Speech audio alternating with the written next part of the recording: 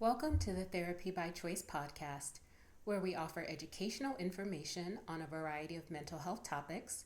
We speak to specialists in the field, and we answer your questions.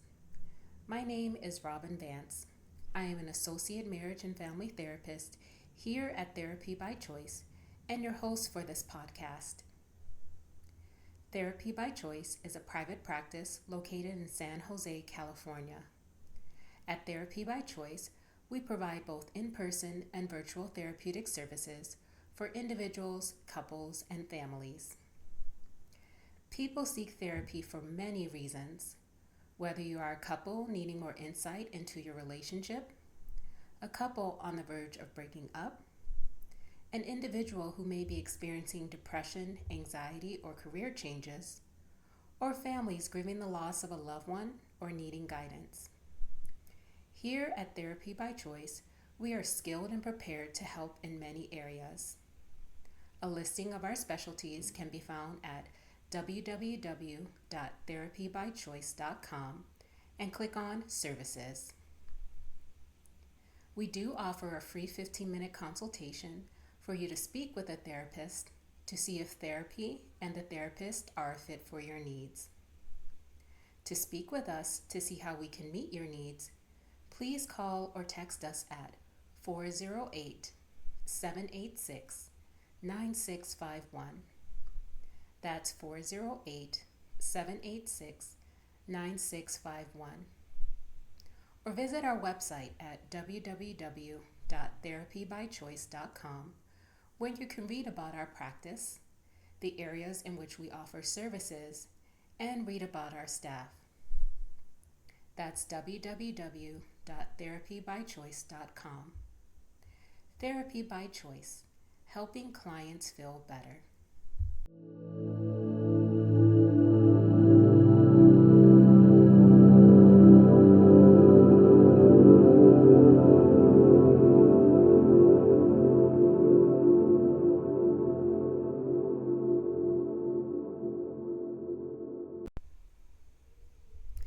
Welcome to the Therapy by Choice podcast. My name is Robyne Vance. Today's episode is focused on getting to know your host for the Therapy by Choice podcast, me. I'll talk about how I ended up working in mental health, a little bit about my journey, the type of work I do, and some fun facts about me. A question I get often is, how did I get into the field of mental health? When I was young, I wanted to go to Harvard and to become a lawyer. I've always been outgoing and really good at speaking and debating. However, when I was around 15 or 16 years old, I started thinking I really wanted to help people. I knew what a therapist was, and I did some research about what it would take to become a therapist. After high school, I went to junior college and majored in general studies, then went on to get my bachelor's in psychology and master's in counseling psychology. Now I know that sounds like a lot of education, but mind you, there was quite a bit of gap between me leaving high school and finishing my education because, well, real life happened. But I'm so happy to be back pursuing my life's passion and purpose, which is helping people. Throughout my combined 5 years in this field, I have had the pleasure of working in a wide variety of settings. I did my internship at an LGBTQ center where sliding scale therapy was offered, and I served individuals, couples, families, and facilitated groups. I've also worked in an inpatient psychiatric setting, at a behavioral health agency, and in private practice. Now, my work in each of these settings has been with people ranging in ages from birth to end of life, working with mild to severe mental illness, talk therapy for everyday life struggles, couples therapy, you name it. Here at Therapy by Choice, which is a private practice, I really like that I'm able to approach therapy in an individualistic way, meaning one size doesn't fit all. As a therapist, I have a wide variety of tools that I like to use and tailor to meet the needs of each individual, couple, or family I see. Now, with a background working with various populations, ages, cultures, and needs, I often get asked, what's my favorite type of client to work with? That's really difficult to answer because I've had experiences in so many facets of mental health. In my line of work, some clients I've seen actually want to see me and have come voluntarily. But I've also had many clients, specifically in inpatient hospitalization or through the courts or probation, where seeing me is a requirement. I also have experiences serving communities where gender affirming care and inclusivity to those in the BIPOC and LGBT plus communities is essential. I also have experiences working with collaborative mental health, where partnering with another healthcare provider, like a psychiatrist or primary care physician, for medication support is needed in addition to talk therapy for some clients. What I love about my work in this field is when I get to see those small gains in my clients and when I see my clients feel empowered. I always meet people where they are, and I focus on equipping them with a toolkit needed to approach situations in a different way than what their normal response may be. One of the things I always challenge people to think about is, what is your motivation? Now, it doesn't always have to be some grand thing. It can be something as simple as, I want to learn how to communicate better, or I need help dealing with my anxiety, or I just want to take better control of my mental health. I really enjoy when people come ready to do the work because I'm ready to meet people where they are and ready to help them. And I've always been an extremely intrinsically motivated person, meaning I do the work I do because I love it and it is my life's purpose. Seeing people feel empowered to tell me their stories and heal through the therapeutic process is so rewarding. I enjoy serving as a vessel of hope, and I always hope I can just plant a small seed in every person that I see, which is what continues to feed my spirit in this area. In private practice, although I do pull from a wide variety of treatment modalities, my main modality is cognitive behavioral therapy, or CBT, which is a goal-oriented type of therapy that focuses on thoughts, behaviors, and feelings. I remember reading a book sometime in my late teens called Behaviorism by John B. Watson that changed my life. Now, Watson is the father of behaviorism, which laid the groundwork for modalities like CBT. We'll talk much more about the types of therapy and treatment modalities available in episode 4. Now, a large part of my passion in this field is centered around my core beliefs, which are equity, equality, and stigma reversing. Seeing equity in mental health means everyone has access to quality care, regardless of their circumstances and background. And equality in mental health means giving everyone the same level of care. From a young age, I was fortunate to see examples of people using therapy to help cope when life got rough. But there are still many others who suffer due to the stigma surrounding mental health.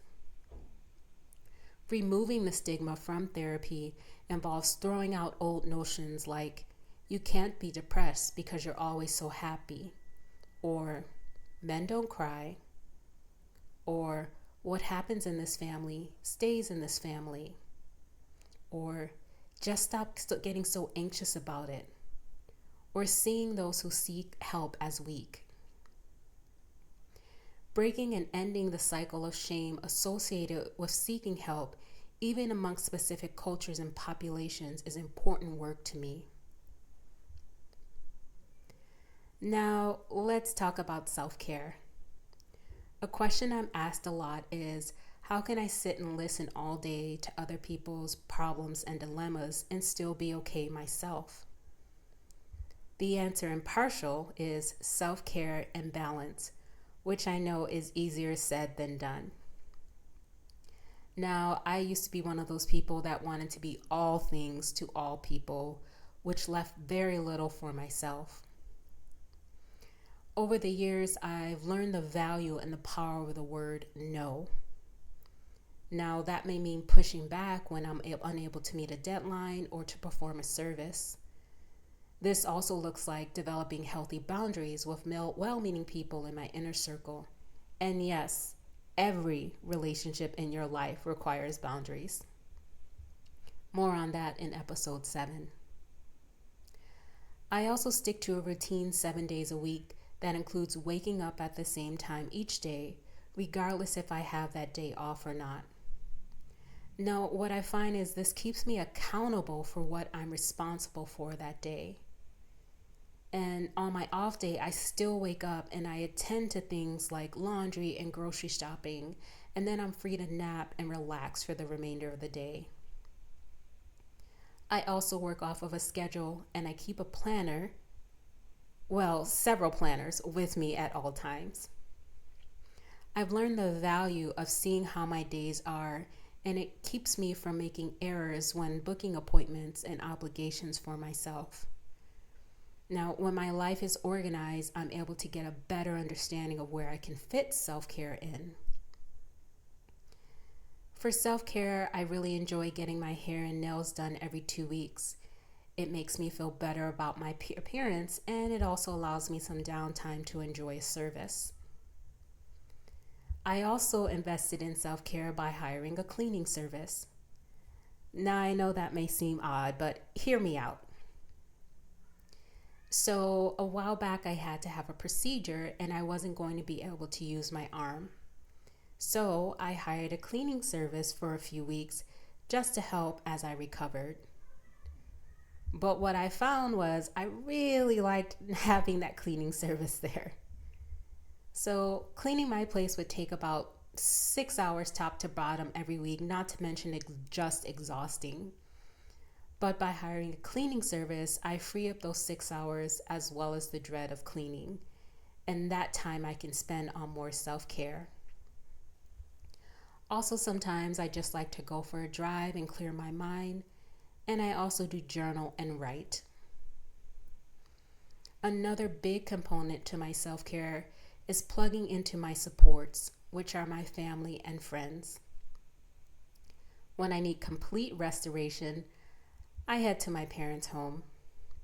There's a peace that surrounds me there, and I get the best sleep. Now, mind you, that sleep is on a twin bed in my old room, but I still sleep very well. Also, talking to my friends and spending time with them when possible really helps me recharge my battery. Some other things I like doing are cooking and baking. But my ultimate hobby and passion is reading. I have been an avid and voracious reader for as long as I could remember. As a child, you could easily find me reading over watching TV any day. I remember occasionally when I would get in trouble, my parents would send me to my room and I'd simply reply, okay. Eventually, they caught on to the fact that sending me to my room was no punishment because that's where my books were. After that, the directive was, go to your room and you're not allowed to read. And I remember that was just crushing to me. In my current library, I have about 500 or so books. Now, it used to be a lot more, but I've gotten better over the years. And if you ask me, I do prefer the feel of a good book and turning the pages over an e-reader. I do read a wide variety of books from poetry, classics, fiction, nonfiction, self-help, you name it.